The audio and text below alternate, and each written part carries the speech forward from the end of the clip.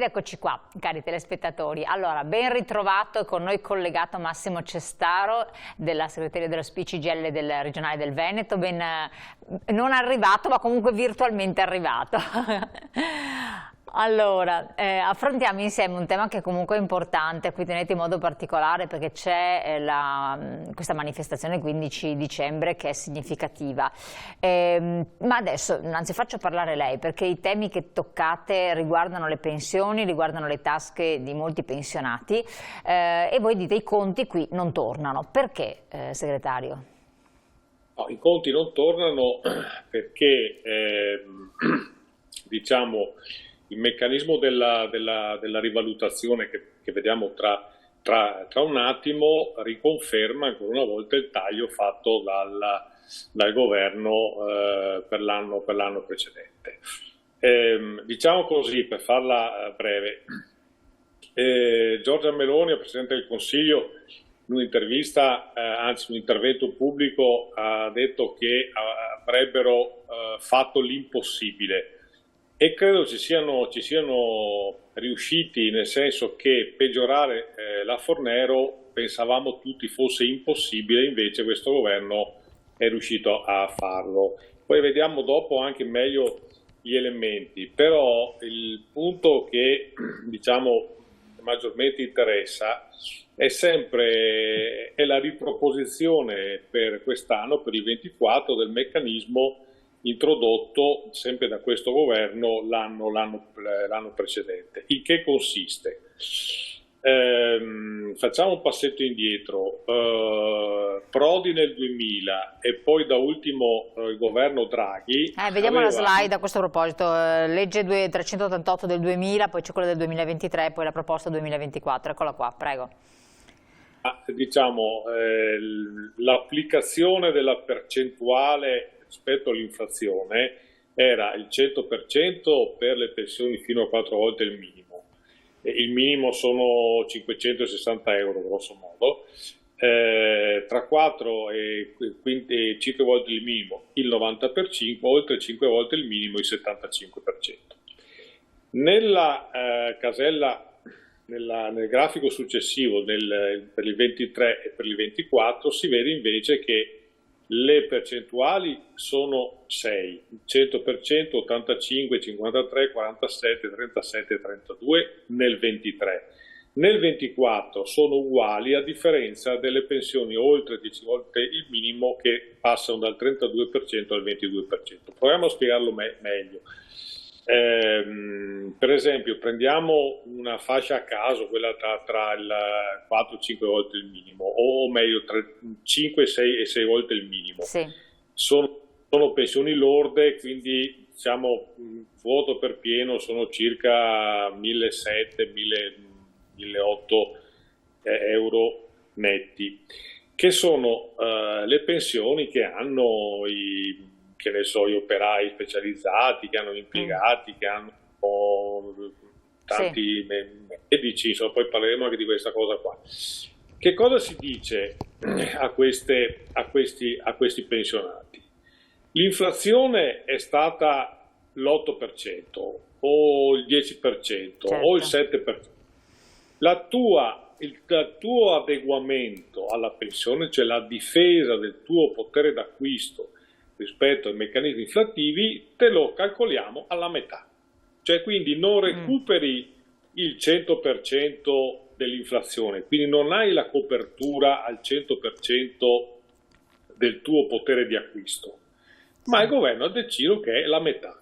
Per le soglie di pensioni superiori tra 6 e 8 volte il minimo il 47%, tra 8 e 10 volte il minimo il 37% e via andando.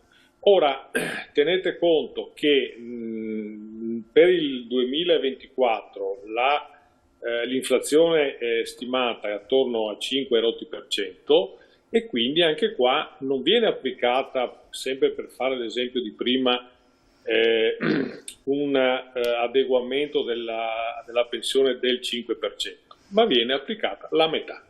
La cosa è quantomeno insopportabile perché anche le pensioni vanno tutelate rispetto all'aumento dell'inflazione e non è possibile che il governo arbitrariamente decida che la mia pensione è adeguata all'inflazione alla metà oppure anche meno. Avrebbe senso intanto se questo ragionamento, se questa impostazione fosse stata in qualche modo spiegata, illustrata alle organizzazioni sindacali, ma questo non è stato fatto. Cioè noi abbiamo letto dai giornali questa scelta, ripeto, che avevamo già visto nel 23 e che viene riproposta per il 24. Se il governo volesse fare o avesse voluto fare un ragionamento di tipo solidaristico, cioè riduco un po' l'aumento delle fasce pensionistiche più alte perché voglio fare alcune operazioni, dico per esempio la pensione di garanzia per i giovani, oppure finanziare la legge sulla non autosufficienza, cioè diciamo un intervento nel quale si toglie qualcosina o meno, si riduce l'aumento delle pensioni più alte per destinare delle quote ai soggetti più deboli, più fragili e più bisognosi di intervento pubblico. Questi sono ragionamenti che come sindacato abbiamo sempre fatto, no? Cioè nel senso sta nel nostro DNA impostare politiche solidaristiche, però tutto questo non c'è. Nel 2023 le cose che abbiamo visto, diciamo a conclusione della manovra, abbiamo visto che poi i tagli alle pensioni sono andati a finanziare, diciamo, dei meccanismi di agevolazioni fiscali per gli autonomi, insomma un po' di cose che non hanno niente a che vedere con qualsiasi criterio di tipo solidaristico. Si vedono anche qua, abbiamo fatto alcuni esempi. Infatti andiamo avanti della slide, quella dopo ancora, dove si parla dell'effetto sulle pensioni e fate degli esempi, giusto? Quindi abbiamo 4-5 volte il minimo, importo pensione, quindi vediamo un attimo se lo possono mettere in onda dalla regia. Sì, abbiamo preso un importo diciamo tra 4 e 5 volte. Ecco, una cifra che sta più o meno in mezzo, cioè 1.786 euro. Si tenga sempre conto che stiamo parlando di pensioni lorde. Sì. Con legge del 2000 quella pensione sarebbe diventata 1.897 euro, quindi avrebbe avuto un po' una crescita.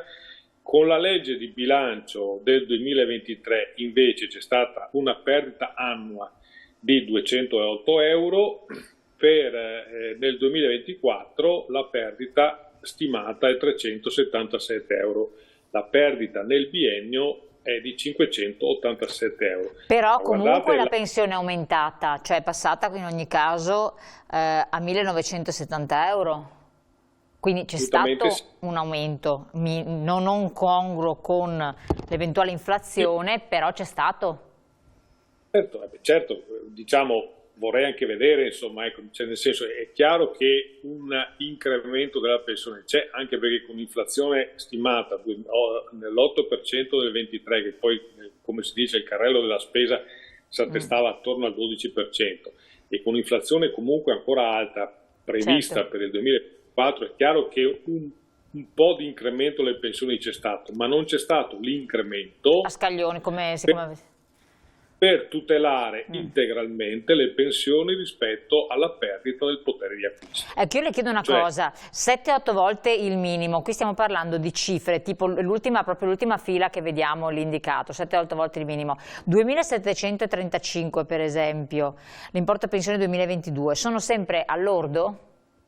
Certo. Che vuol dire nette sarebbero quanto? Qua faccio l'esempio di quella più alta che avete segnato. Sono attorno ai 2.400 euro. Insomma. Quindi chi ha una pensione netta di 2.400 euro a spanne circa ha una perdita molto alta per quello che avete fatto il vostro calcolo, giusto? Sì, certo, certo, ma infatti perché diciamo più cresce il trattamento pensionistico e meno è tutelato rispetto all'inflazione. Quindi più si cresce, se vediamo la slide precedente, dove si dice proposta 2024, oltre 10 volte il minimo, l'incremento è del 22%. Quella ancora prima, si chiede ancora, eccola qua, perfetto.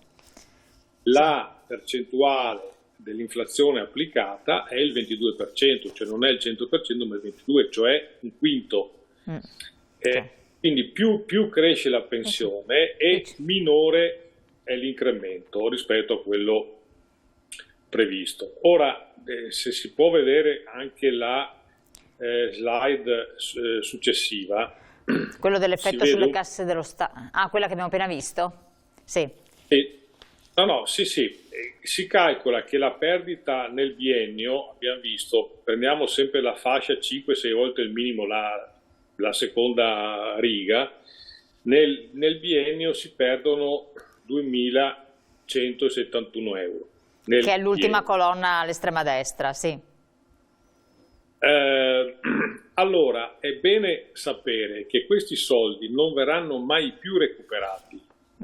Cioè, perdita, differentemente da chi fa la contrattazione collettiva, che è appunto in servizio, che sta lavorando, i contratti collettivi possono recuperare le cifre perse nei contratti o negli accordi precedenti. Per quanto riguarda le pensioni, quando si perde un euro, quell'euro è perso per sempre. Non si guadagna, non si recupera più. Ecco, la cosa interessante è anche che voi avete fatto un calcolo del risparmio, l'effetto sulle casse dello Stato, se vogliamo enunciarlo rapidamente, per cui si capisce anche la vostra azione. Prego.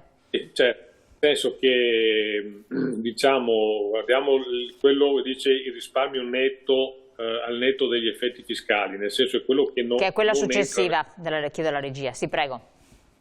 Quello che non entra nelle tasche delle persone. Sono stati 2 miliardi e 100 milioni nel 23, saranno oltre 4 miliardi nel 24 e la stima per il decennio 23-32 si calcola che ci sia un risparmio da parte dello Stato di 36 miliardi e 800 milioni. Certo, siamo in chiusura, segretario, quindi voi a questa manifestazione sperate di ottenere una protesta, perché se non altro, perché ormai alle acta est.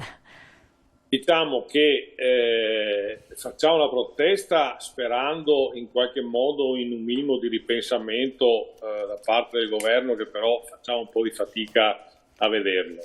È necessario che i pensionati battano un colpo, perché insomma non è possibile che questo governo, ma anche i governi successivi che verranno, decidano arbitrariamente di applicare le percentuali di rivalutazione senza parlare con nessuno, facendo dei risparmi che non sappiamo che destinazione ha. Nel senso che se questo o altri governi volessero fare dei risparmi sui trattamenti pensionistici per destinarli ai soggetti più fragili, più deboli, noi siamo disposti a fare questo. Così non avete chiarezza di quello che succede, è chiarissimo. Segretario, guardi, il tempo è volato, io la ringrazio, dovremo parlarne ancora, perché poi magari le cose si evolveranno, vedere un po', tirando il punto, facendo le somme, un po' a gennaio quello che succederà. La ringraziamo moltissimo di essere stato qui con noi. A servire, grazie a voi, arrivederci. E buon lavoro naturalmente, perché con questo, facendo tutta una serie di valutazioni e di calcoli, riuscite anche ad aggiornare i nostri telespettatori su quello che sta succedendo, facendo un po' comprendere le situazioni. Grazie ancora, cari telespettatori, vi lascio la pubblicità, ringraziamo lo SPI CGIL della collaborazione, poi ci rivediamo per le interviste dopo.